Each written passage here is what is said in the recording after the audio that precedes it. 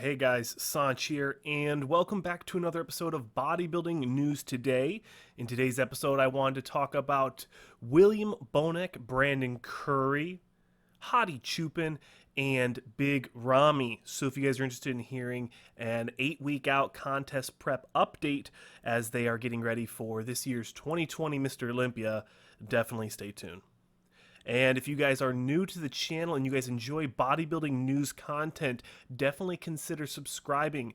We make lots of bodybuilding content. I'd love to see you guys here in the future. So like I said, we're going to be doing a contest prep update video for William Bonek, Brandon Curry, Hadi Chupin, and Big Ramy. So let's go ahead and start out with Big Ramy. This is going to be the big chunk of the video. Obviously, you've seen in his most recent Instagram post and pretty much everywhere on the internet today, Big Ramy has received his special invitation to this year's 2020 Mr. Olympia. And there has been a lot of talk, a lot of different viewpoints on not exactly if Big Ramy deserved a Olympia invite, but if he should have gotten one in general. So obviously I'm going to get this off of my chest. Big Ramy is going to be a only positive influence. He's only going to be a positive thing for the Mr. Olympia this year. He's going to bring more tickets. He's going to bring his physique, his experience, and hopefully we see him potentially challenge the reigning Mr. Olympia, Brandon Curry, for the Mr. Olympia title.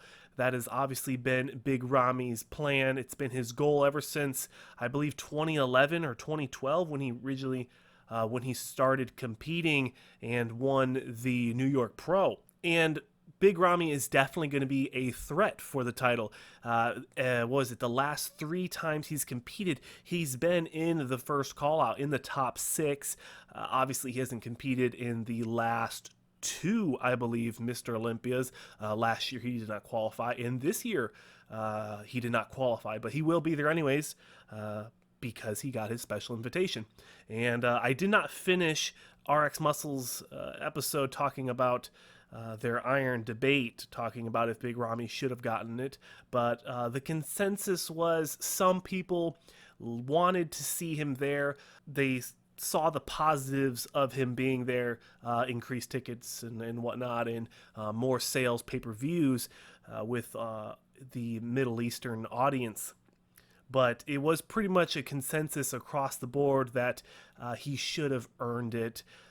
Regardless of the different situations of him trying to compete and not being able to. That was the consensus with a lot of prior and current IFBB pros. Now, my personal opinion, I don't really have a huge issue with Big Ramy getting the special invitation. Obviously, he was prepping for the Arnold Australia, where it is South Africa, I thought it was, the South African Arnold. And obviously, he would have probably won that or second, and that would have been lots of points. And if he would have been able to compete at the Spain, regardless of if he had the illness or not, regardless of that, he probably would have won or at least placed in the top 3 thereby qualifying him for the Mr. Olympia.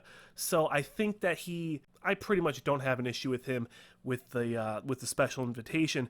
But I'd love to hear what you guys think about this. It's definitely a very heated conversation. Lots of different viewpoints. Nobody is wrong, so I'd love to hear you guys' comments and thoughts in the comment section below. Moving into William Bonek, he recently posted on his Instagram page, October 13th, he was working out in, it looks like, a somewhat well-lit gym, wearing his Gorilla Wear attire, plug to Gorilla Wear. I wear their lifting shoes.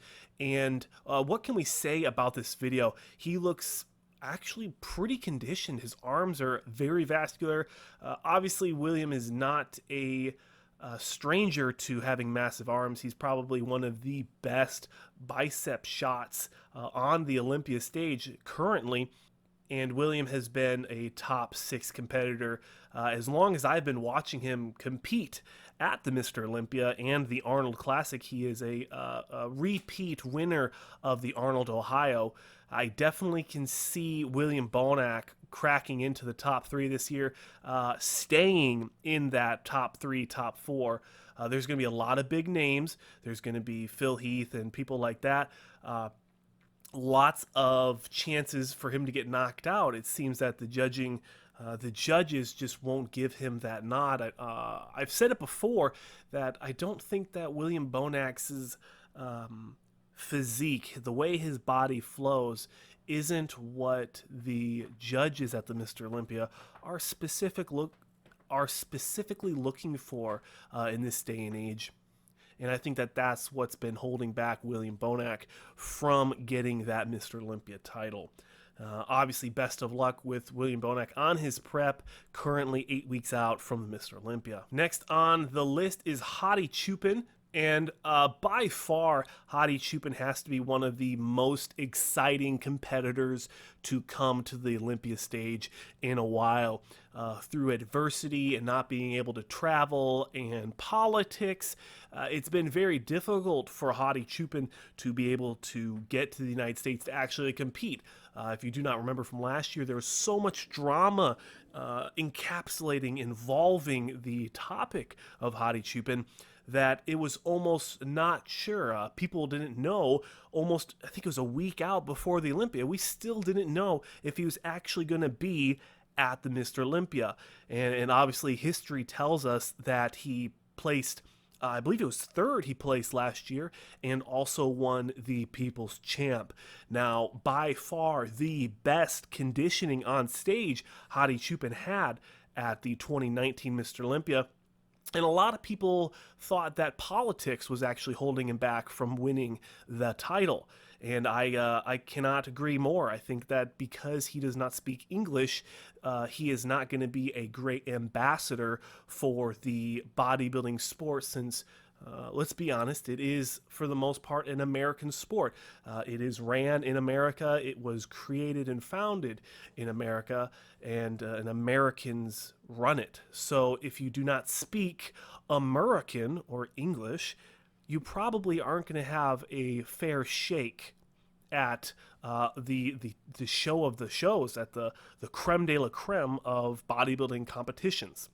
Now, obviously, this is just my opinion. There's not a lot of facts behind it, but history shows that there is politics in bodybuilding judging, so I definitely would keep that in mind as we get ready for this year's 2020 Mr. Olympia.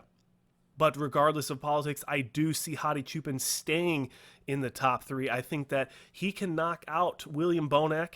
I think that if Phil Heath and Brandon Curry bring exactly what we expect them to bring, those two will battle it out for the 1 and 2, and Hadi Chupin will remain in 3rd.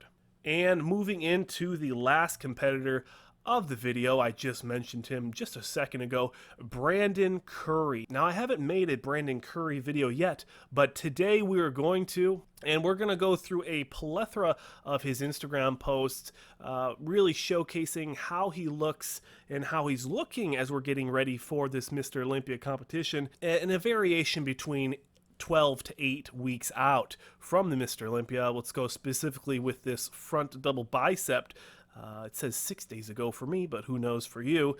And he looks big, he looks full. His lat insertions in midsection look controlled and wide. At least the lats look wide. The midsection looks controlled. I have nothing bad to say here. This is an Olympia level physique. Back double bicep from 7 days ago. Hashtag beefcake. If you guys don't know about that, you're missing out. And I don't really have too much to say here. You can see a small bit of feathering in the traps and some vascularity in the bicep peak and forearms. Obviously, he's very far away from contest conditioned stage conditioning, but I definitely look forward to seeing how he looks as we get closer. Obviously, 8 weeks out, you can look fairly quote-unquote bad, and it really doesn't give you any indicators of how you're going to look on stage. Case in point, Cedric McMillan's video. If you guys haven't watched that, definitely check that out at the end of this video. a most muscular from 3 days ago, and this is going to give you a little bit more insight into how Brandon looks 8 weeks out from the Mr. Olympia. And we can see some muscle striations, some feathering in the delts. His arms look huge and veiny. His forearms actually look fairly small, but who knows, maybe that's just not one of his better body parts. And midsection, I mean, you can see his abs already 8 weeks out. You can't really say that about a lot of bodybuilders in today's era. And that's pretty much going to do it, guys. I really enjoy you guys stopping in and checking out another episode of Bodybuilding News today. Like I said in the beginning, if you guys enjoy bodybuilding news, definitely consider subscribing. We have lots more content coming out in the future.